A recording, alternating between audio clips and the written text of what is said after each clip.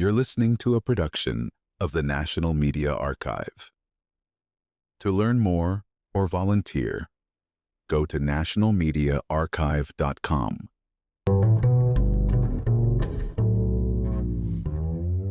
Have you ever wondered why humanity transitioned from acting on animal instinct to peering inward, questioning our very existence?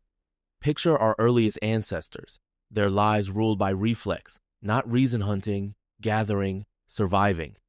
They didn't ponder why, they simply did. But then, something extraordinary happened.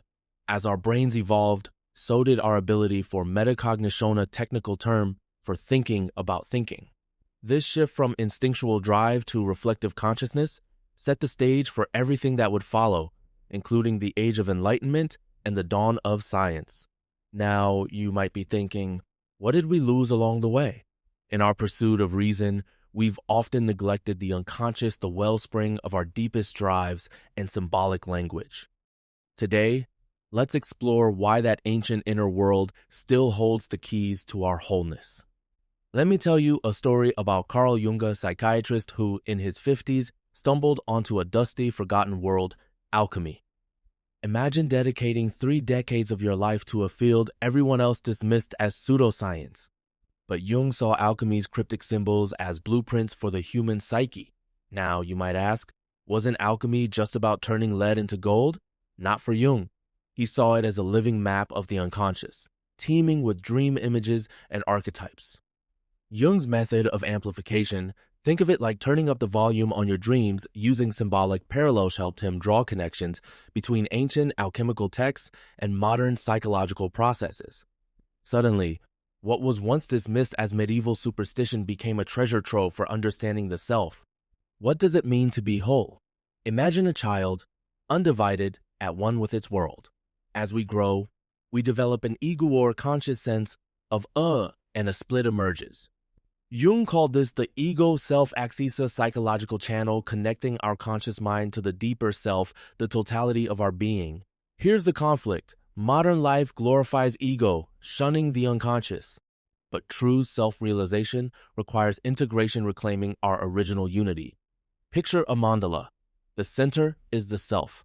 The circumference represents the entirety of experience. Have you ever felt fragmented, anxious, or lost? That's the ego drifting from its center. The quest for wholeness means recovering that lost connection, not by regressing, but by reintegrating and transcending our parts. And the journey, Jung insisted, is anything but linear. It's a spiralar circumambulation around the center of our being. Let's talk about something we all secretly miss: play. Have you noticed how children transform the world with their imaginations, animating sticks into swords and clouds into dragons? Jung called this the archetype of the puer aeternist, eternal youth within us all. In technical terms, fantasy is the dynamic principle of psychic energy, fueling creativity and healing. But as adults, we sideline play, favoring rationality and productivity. Isn't it ironic? Without play, our creative work dries up. Integrating our inner child, bringing playfulness back into our daily lives, doesn't mean immaturity. It means opening ourselves to new ways of seeing, feeling, and being. Let me ask, when was the last time you let your imagination run wild? Sometimes, the most profound insights come not from grim determination, but from the incalculable debt we owe to the play of imagination. So, where did alchemy begin? The word itself is a pazil kimia, from Arabic, hints at Egypt's black land, fertile with mysteries. Others trace it to Greek chaimeia, meaning to fuse or pour together. Now, imagine ancient Egypt obsessed with eternal life, mummification, and rituals to bridge the mortal and the divine. The Greeks, meanwhile, theorized about the 4 elements: fire, water, air, earth without, hands-on experiments. When these worlds merged, alchemy was born, a hybrid of Egyptian material transformation and Greek philosophy. Enter Hermes Trismegistus, the mythical author of the Emerald Tablet, whose maxim, as above, so below, still resonates. Think of it as the cosmic equivalent of quantum entanglement. What happens within mirrors, what happens without. Alchemy, from its earliest days, was always about more than gold. It was about transformation, inside and out. Now let's walk the Silk Road of ideas. Alchemy's story is a tale of death and rebirth. Hellenistic alchemy flourished from 200 BC to 600 AD, then faded, only to be revived by Arabic scholars, including the legendary Jabir ibn Hayyan. Sufis explored the alchemical imagination, think altered states and visionary journeys. Later, Latin alchemy emerged in medieval Europe, with figures like Paracelsus, who sought not just gold, but medical cures and the fabled homunculus.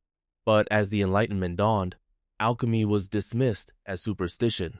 Oddly enough, Isaac Newton, father of physics, devoted more words to alchemy than to gravity. Much of it was burned after his death to protect his reputation. Isn't it strange?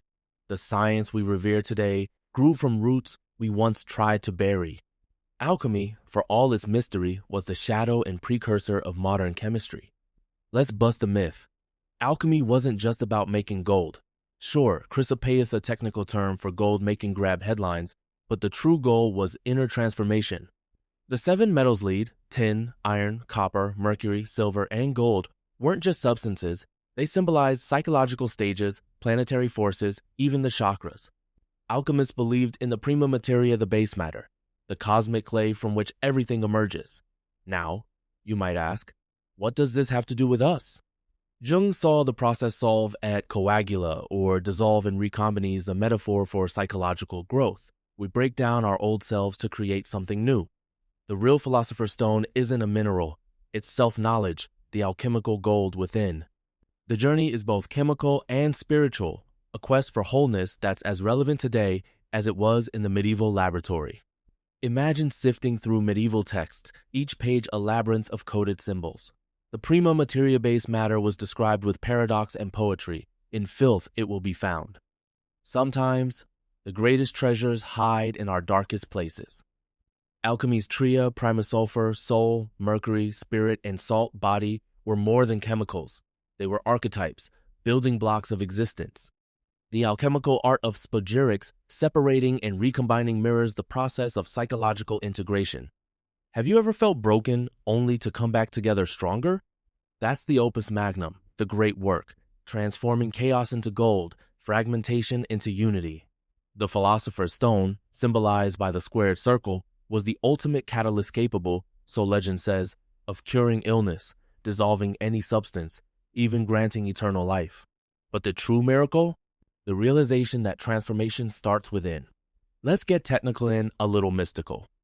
The alchemical journey unfolds in 7 stages: calcinatio, burning; solutio, dissolving; coagulatio, solidifying; sublimatio, rising; mortificatio, death; separatio, separating; and coniunctio, union. Each is both a chemical process and a psychological metaphor. For example, calcinatio burns away the ego's impurities, while solutio immerses us in the unconscious like water eroding stone. Mortificatio is the dark night of the soul, where old identities die. But after the blackness of nigredo comes albedo's cleansing. Imagine the sigh of relief after a storm. The final union, coniunctio, is the sacred marriage of opposites, its spiritual wholeness. Now, you might be thinking, is this just poetic talk? But haven't you experienced breakdowns and breakthroughs, darkness and rebirth? These stages map the universal hero's journey, one we all must walk. How do we communicate with our unconscious? Through symbols. Jung called dreams the little hidden door to the soul. Symbols like the Ouroboros, the snake eating its tailor, more than pictures, their psychic energy packed with meaning. Ever had a dream that haunted you for days, its meaning just out of reach? That's your unconscious speaking in its own language, bypassing logic. Jung developed active imagination, a technique for dialoguing with inner figures, letting images speak and transform us. The technical term here is archetype, universal, inherited patterns or blueprints of the psyche. Our mistake in the modern world is to ignore these symbols or treat them as meaningless. But as I see it, learning to fish in the ocean of the unconscious without sinking under the weight of too many or too few symbols is essential for a vibrant, meaningful life. So, where does all this leave us? Alchemy, at its heart, is the hero's journey each of us called to adventure, facing dragons of fear, loss, or trauma. The prize isn't gold, but inner transformation. Like the phoenix rising from ashes or the mandala center, We're reborn from our own suffering. Jung insisted, only that which can destroy itself is truly alive. The path isn't safe or easy, it's full of death and rebirth, of letting go and integrating. But the reward is an indestructible foundation of philosopher's stone within, a source of meaning even when all else fails. Now, you might be wondering, how do you begin this work? It starts with honest self-reflection, a willingness to confront your shadow, and a commitment to inner dialogue. In the end, alchemy reminds us, to heal the world, we must first transform ourselves. And in doing so, we might just find the gold we've been seeking all along.